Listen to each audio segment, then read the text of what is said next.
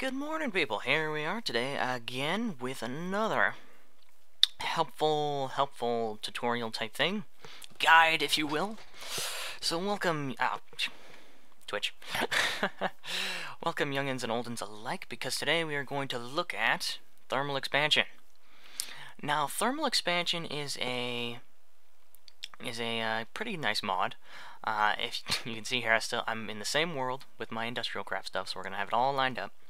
But if you'll remember from the industrial craft thing, if you haven't seen it, I recommend you do. It is one of the main mods, and as far as Feed the Beast goes, and the Mindcrack pack. But in thermal expansion, there's only really a couple ways that they implemented to get power. Now they have a steam engine, and they have a magmatic engine.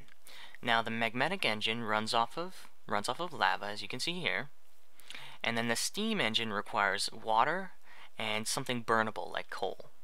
So if I hook up some thermal expansion conduit and a cell, they'll start pumping away. And I'll tell you what these are in a second here. So let's just get rid of those. But yeah, so what we're gonna look at here, this is called redstone energy conduit. This is pretty much like the wire of industrial craft. It pretty much accomplishes the same thing. So yeah, so it transfers energy from, say, a pump over to what the power storage is in thermal expansion, which are redstone energy cells. Now redstone energy cells actually hold quite a bit of power, and if you pick them up when they're full of power, you see you can have an empty one and a full one. It actually keeps its charge. So not only is it like a power storage unit, but it's also a portable power storage, which is really good about this mod. So yeah, so that'll do you. So you could hook up a machine, say, I'm just gonna, you don't know what this is yet, but I'm gonna just connect it up, and you're also gonna need a tool to, where's it? There you are. Don't go away. Okay, and then you do that, and voila, power. Anyway. Before we get ahead of ourselves here, let's look at some of the machines that thermal expansion offers. So thermal expansion has its own furnace. So as you can imagine, it runs off of power and it does furnace things. It does it pretty quick too, better than the basic furnace in industrial craft, although not better than an induction furnace or a regular furnace with overclockers. And moving on from that, there's also an induction smelter. Now an induction smelter does not do the same things that a powered furnace does. An induction smelter is a special furnace for special recipes. So you need this for some special recipes. That's all it's used for. It's not used for smelting regular things. And now moving on from that, we have a pulverizer. A pulverizer works exactly the same way as a macerator, except if you're putting ores in here, sometimes you'll get a little bonus. Like say you put iron ore in here. Let's demonstrate. You get some iron ore. Okay, and then let's run some line here. Okay, getting some power, and it's actually also faster than a basic macerator, which a lot of people like. See, it runs pretty quick. The powered furnace works the same. Oh yeah, and it worked right away. So you get 2 pulverized iron, which you can put in the furnace and get additional iron. So it's 2 iron per ore, just like industrial craft macerator. But in here, sometimes you get a little bonus. See, like here we had a chance to get ferrous dust. See, we got it pretty early on, but see, we haven't gotten any more since. So it's a small chance, but you will get a bonus. So that's really nice. It's a bonus. And moving on from that, we have a sawmill. Now a sawmill is actually really interesting because let's get us a log. So notice, regularly, if you put a log and you craft it, you get 4 planks, right? If you put one in the sawmill, and I'm just making a mess of wire, but we'll be good here, you will actually get 6, and you'll get some sawdust. So you get extra planks, and you also get sawdust, which can be used to make a few things here and there. So like, and then, let's see, like you can make compressed sawdust, and then that could be used to make charcoal. So you can make fuel with it. It's not like the greatest thing ever, but you do get it for free, which is pretty cool. And moving on from that, here's some really interesting machines here. We have the Magma Crucible. Now, if you put netherrack or any kind of stone in here, it will produce lava, which is really cool, actually, and really useful. And so you can... Okay, and it works well together with this machine we have next to it, actually, which is an igneous extruder. Now, an igneous extruder takes lava and water, and so if I let the thing put lava in here... wrong one. There we go. It'll start producing... See, I can make cobblestone, stone, or obsidian. So now it's producing obsidian. Obsidian, it takes like the most power, and it's the hardest to create. But if I switched it to cobblestone... It's got to get that obsidian out of the system. It actually doesn't use up any lava or water. It just kind of produces cobblestone forever. And if I put it on regular stone, it just uses up, I think it uses up a little bit of water, but no lava. Yeah, see. So it's really, really easy way to get obsidian or, yeah, that sort of stuff, which is really nice. This is a glacial precipitator. Now this one, if I just plop down one of these on top, this actually produces ice, snow, or snowballs just from water, which is, if you really need ice, this is a good way to get it, which is really handy. And this is an aqueous accumulator. Now this one does not require power, but it actually generates water from the air. Now you can see it's going up pretty slowly here, but I have another one in the ground here, and if you surround it with water sources, like this, it produces it quite a bit faster. Right now it's actually being used by good old igneous extruder here, so let's stop that from igneous extruding. Let's take that. Okay, and oh, yeah, okay, so that's, there we go. So now it should be, yeah. There we go, see? It goes up by the 1,000 pretty quickly. So this is like a free source of quite a bit. It's pretty much like an infinite water spraying, except you can connect it to your machines, which is really nice. And also you notice that I'm connecting it with Liquiduct again. Now this is actually where Liquiduct is from. This is, thermal expansion is the origin of Liquiduct. And the way Liquiduct works is with an aqueous accumulator, you can actually just hook it up to the machine and it'll work fine.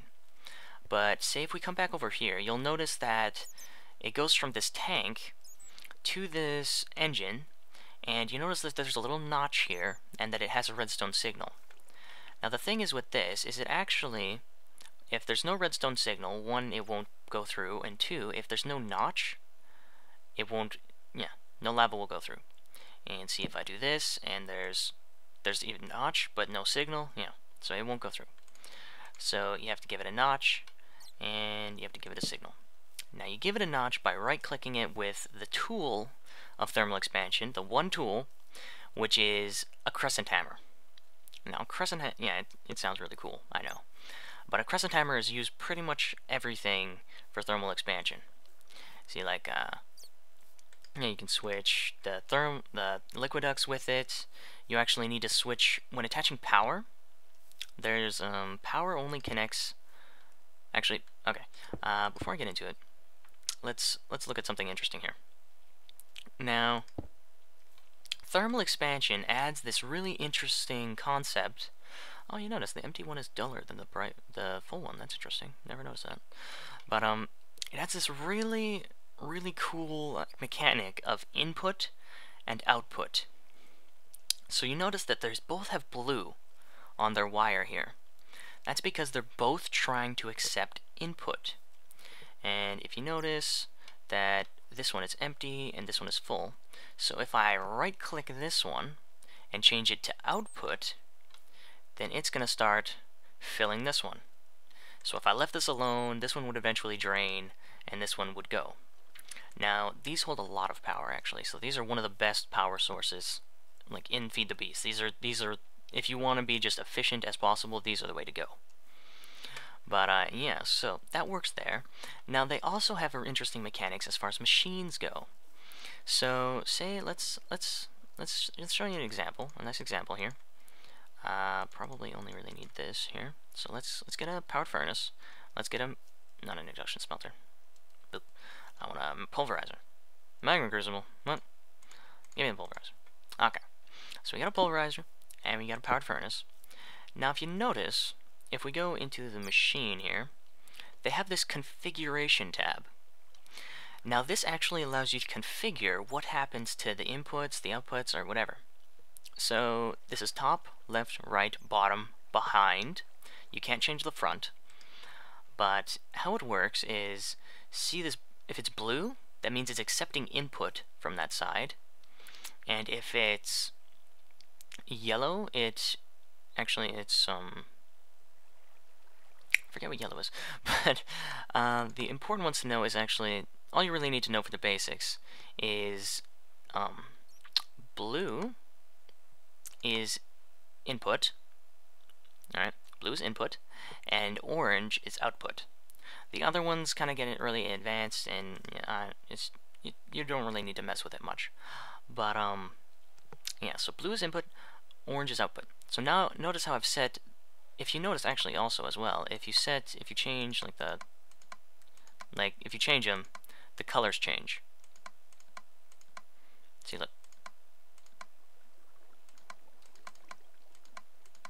See?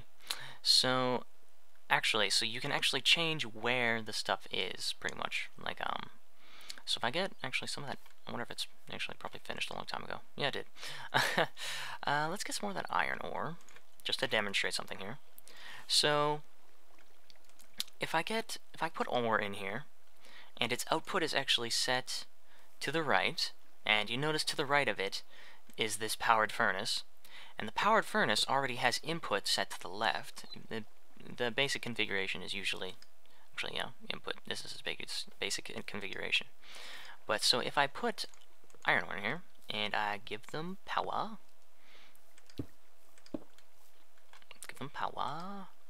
there we go, and it'll start putting in the iron dust, and then immediately, no pause at all, it doesn't have to go in and then get sucked out. It just immediately goes into the powered furnace.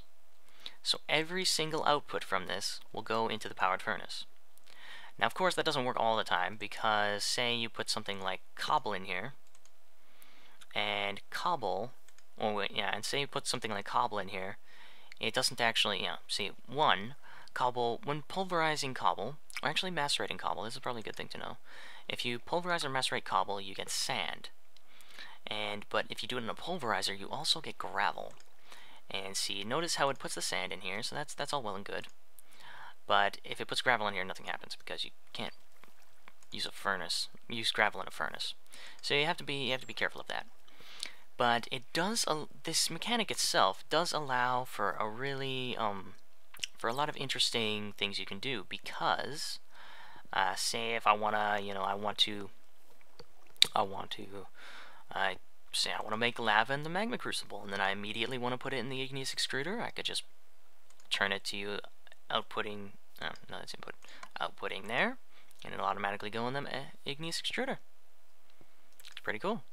And then I switch the back of the igneous extruder to input, and it'll fill with water, and it'll be on its merry way. So yeah, it works pretty nicely. There's not actually much else to this mod. There's a few things there's a few other mechanics, like they have this tank that they made. Like, see, if we put one on top of a, well, let's do the magma crucible. The magma crucible is a good one. So let's shift and click, and see, notice, yeah. So the magma crucible had set on top to output, and you notice I can set the portable tank to input or output. See the blue here changes. And so now if I shift click it, I can pick it up, and it's actually a tank filled with lava in my inventory. So I can take it over here, and this is actually where I'm going to show you the last machine, which is the liquid transposer. And so say if I put this right on top, and I switch it to output, and then I have to go into the liquid transposer, and I gotta switch it to input, and I'll put the lava into the liquid transposer. So now, if I get something like a can, which is,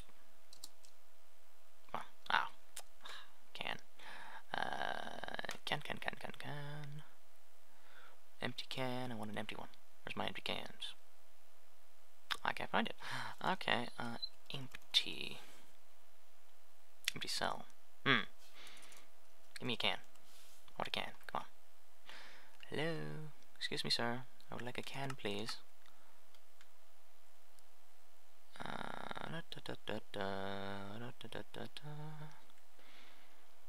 Ah, well, fine. I'll just use a... I think I can use a bucket as well. There we go. Just get me a bucket. And so if I put a bucket in here... Fine you. Okay, there's one thing that yeah, okay. Okay, where, come on, give me it. Where's the empty ones? Do they not have the empty ones in any eye? That's strange. Oh, there we go. Okay, so we got, I know these, for a fact, can hold lava. So, if I put... Oh, right.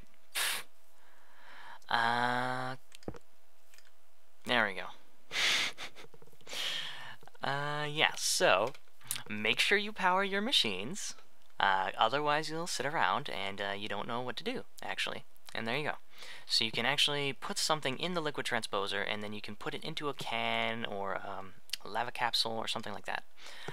These are actually part of forestry, so you probably won't put it in one of those, but unless you're in Mindcrack pack, of course, in which case you can use forestry with thermal expansion and have cooperation between the mods. But in any case, yes, that just about covers everything.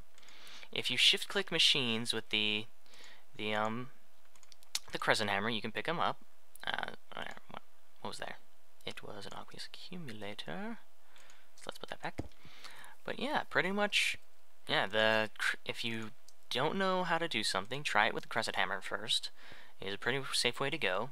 If you want to pick up one of these, shift-click it. Easy way to go. And there's probably another thing you should know. In order to make redstone energy cells, you actually need molten redstone in a liquid transposer. So to make that, you actually have to have a... where's my... I need a liquid transposer, and I need my magma crucible. And so as you can guess, you can put the magma crucible right next to a liquid transposer, and it can output, input, good. So if you get some lava into the magma crucible, I wonder if it accepts sand.